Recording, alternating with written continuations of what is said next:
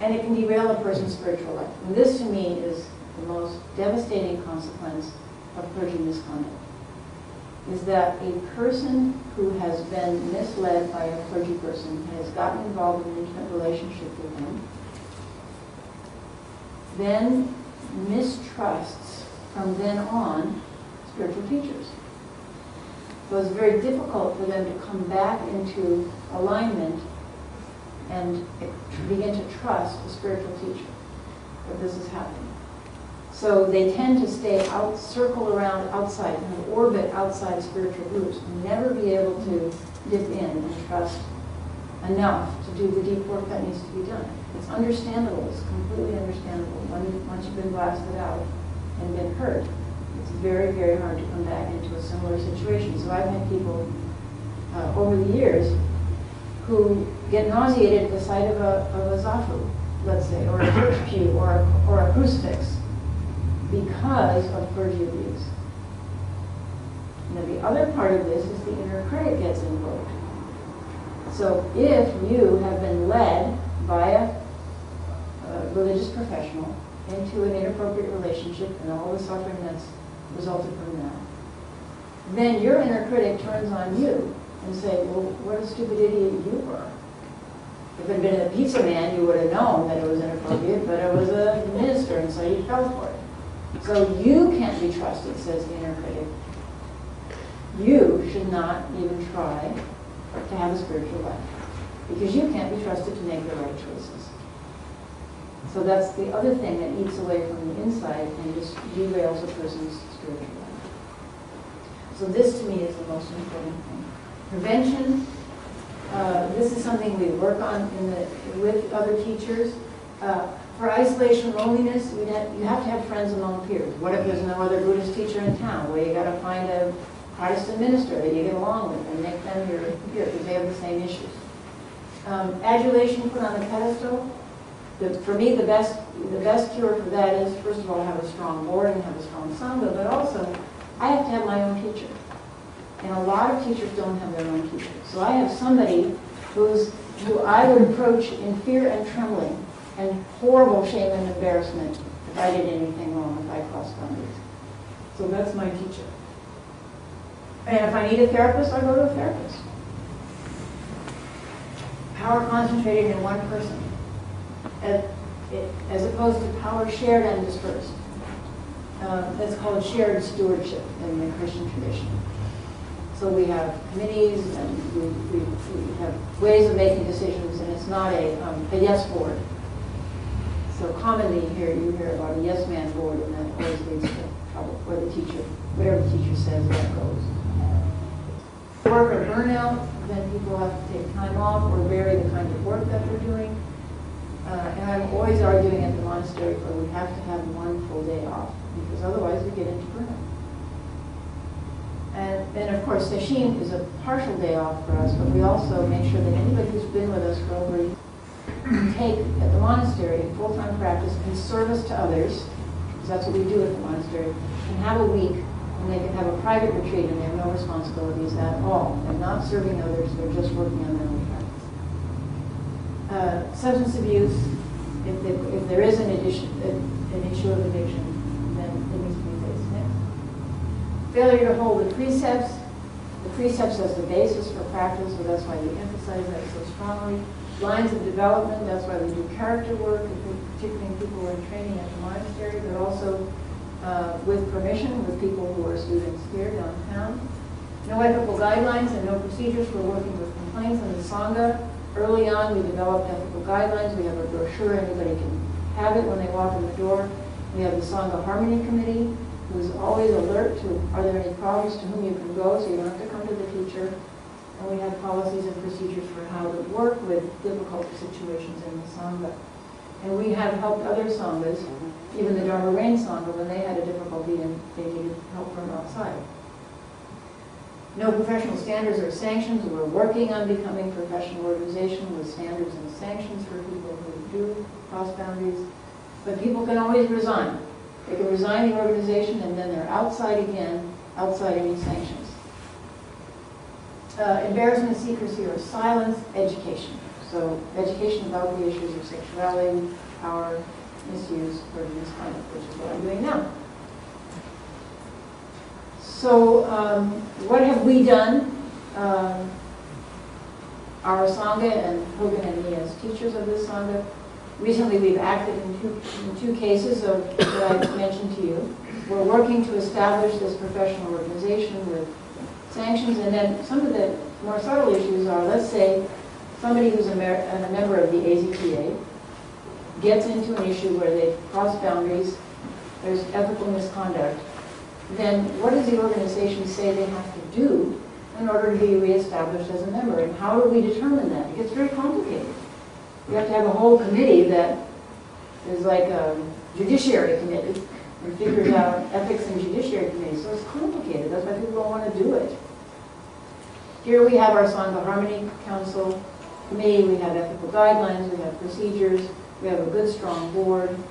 We have peer friendship with Kyogen and Gyoko Carlson have been our steadfast friends ever since we've been in Oregon and have helped. There's a lot of mutual help and consultation here. And we do trainings like this.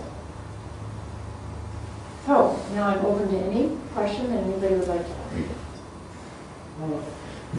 I would like you to tell people that there's, in my opinion, you can have very deep intimacy with a teacher, and at the same time, the boundaries can be respected both ways. Yes, absolutely true.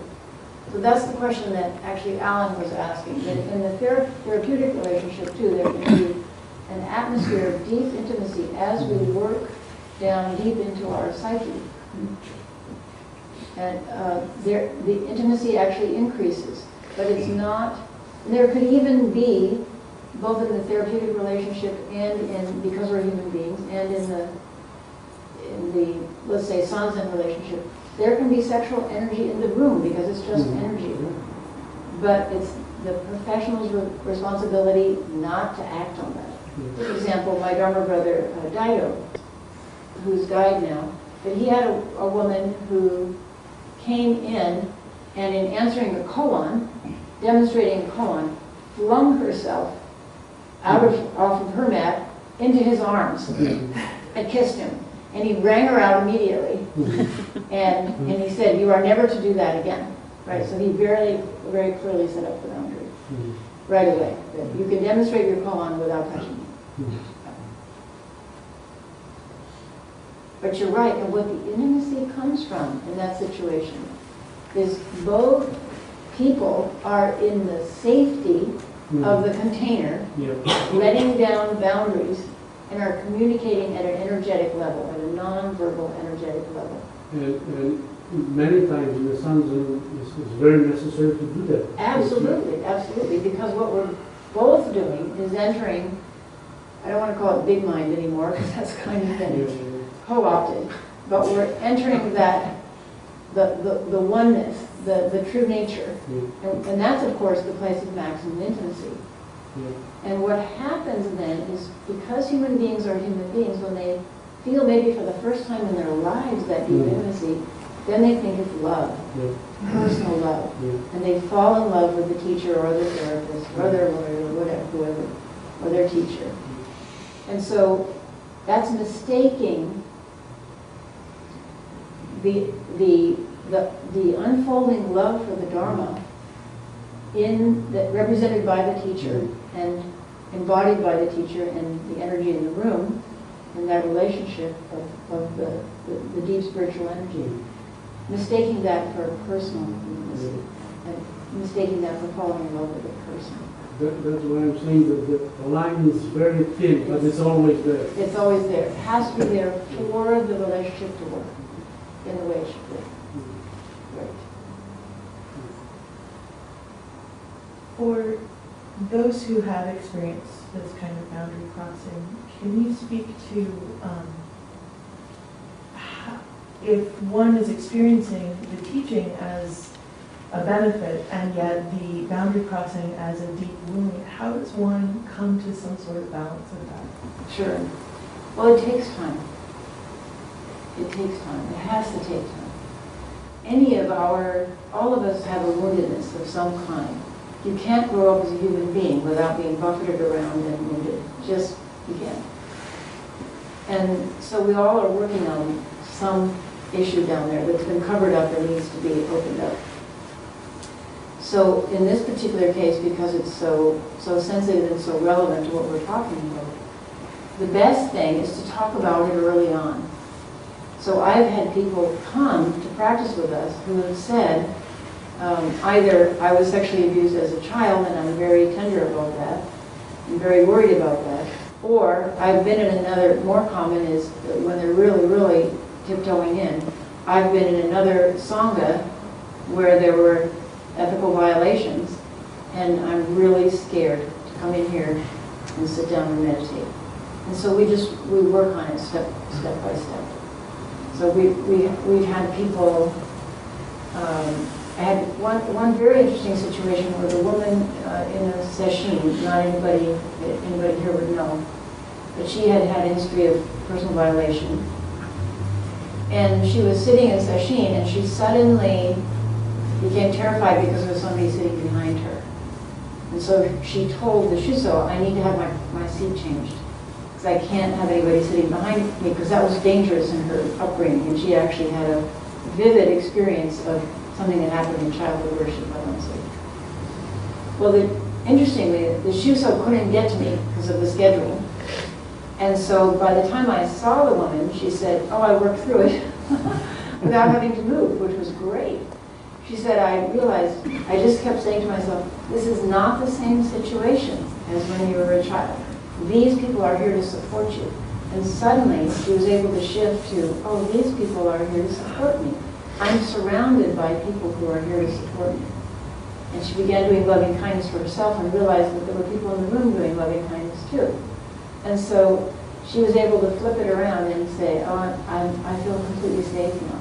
Now, that she did it in that case without help, but people can't always do that. So I think talking about it and moving in, I mean, to me, the whole spiritual practice is moving to a place where you're afraid, for whatever reason. You move to a place where you're afraid and you sit there. Maybe you back off, but then you come forward a little bit more, and maybe you push it forward maybe another quarter inch. And then you either sit there or you back off. And then you move forward and then you push it.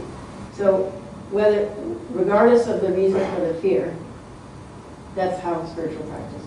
Or the other way I say it is, it's like somebody, you've never been to the ocean before, and you go to the ocean and people are out there swimming in the ocean, they say, come in, it's fantastic, you'll love it. You go, oh my gosh, this thing is so huge, it's really scary, I don't want to do that.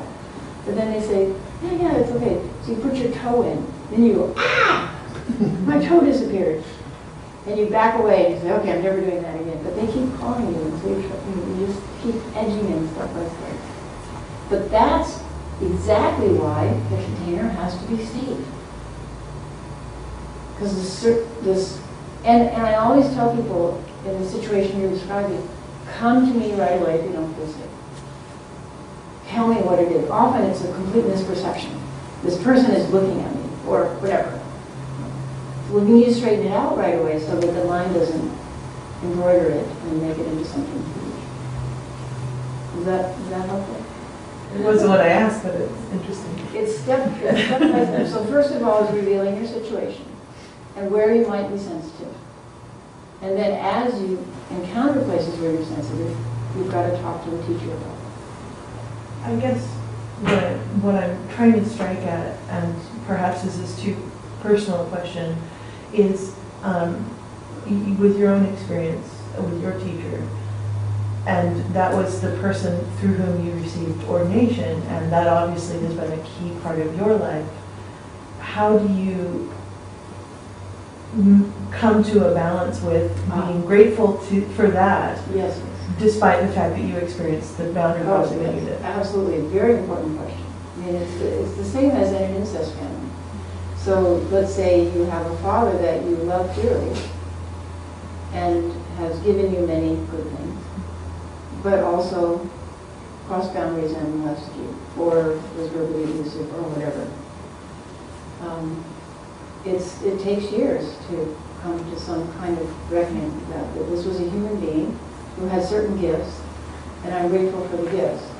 But the rest, I'm not grateful for, and I will never, what I have personally done is say that these two particular traits in the white plum lineage, alcoholism and incest, and I call it incest, will never pass me. It will never go, it stops here. It will never go past me. But it takes years to come to terms with that. I agree. Maizumi Roshi was a wonderful teacher. I'm ever, ever grateful to the spiritual practice that he guided me in. And he was also flawed.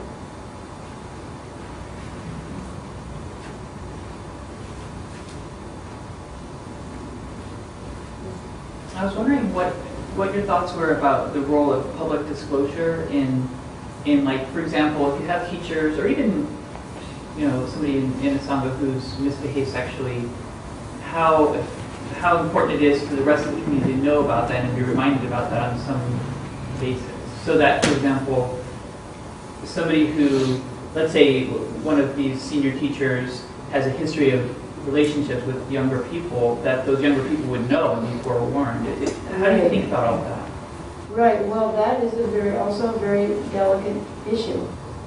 So we have to be responsible for Hogan and I have to be, and the board, for example, have to be responsible for the safety of the whole Sangha. So we do consider issues like that. And I know Dharma Rain has considered issues like that. There might be people who shouldn't be left alone with children.